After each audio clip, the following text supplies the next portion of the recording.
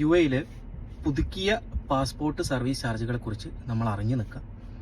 Passport പുതുക്കാനോ passport damage ആയി അത് മാറ്റാനോ നിൽക്കുന്ന നിങ്ങളുടെ സുഹൃത്തുക്കളുടെ വീഡിയോ ഷെയർ ചെയ്ത് കൊടുക്കാം. നോർമലി എല്ലാവരും 36 പേജസ് ഉള്ള ഇന്ത്യൻ പാസ്പോർട്ടാണ് എടുക്കാറുള്ളത്. അതിൻ്റെ പഴയ ചാർജ് ഉണ്ടായിരുന്നത് 285 ദിറംസ് ആണ്. അതിപ്പോൾ 450 ദിറംസ് ആക്കി ഉയർത്തിയിട്ടുണ്ട്. ഇനി ഇത് തൽക്കാലിലേക്ക് മാറുകയാണെന്നുണ്ടെങ്കിൽ 855 ദിറംസ് ആയിരുന്നു മുന്നത്തെ ചാർജ്. ഇപ്പോൾ അത് 900 ദിറംസ് ആക്കി ഉയർത്തിയിട്ടുണ്ട്. 60 പേജസ് പാസ്പോർട്ടുകൾ, ഫ്രീക്വൻ്റ് ആയിട്ട് ട്രാവൽ ചെയ്യുന്ന ആളുകൾ എടുക്കുന്ന പാസ്പോർട്ടാണ് 60 പേജസ് പാസ്പോർട്ട്. അതിൻ്റെ മുന്നത്തെ ചാർജ് വരുന്നത് 380 ദിറംസ് ആയിരുന്നു. അതിപ്പോൾ 630 ദിറംസ് ആക്കിയിട്ടുണ്ട്.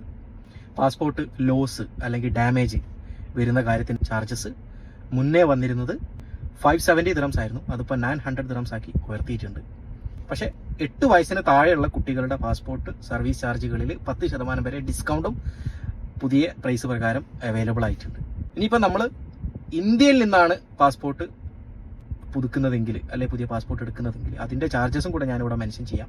ഇന്ത്യയിൽ നിന്ന് പാസ്പോർട്ട് എടുക്കുമ്പോൾ നിങ്ങൾക്ക് 36 പേജിന് വരുന്നത് 2500 രൂപ മാത്രമാണ്. അതിവിടെ ദിറംസിലേക്ക് വരുമ്പോൾ 450 ദിറംസ് ആയി.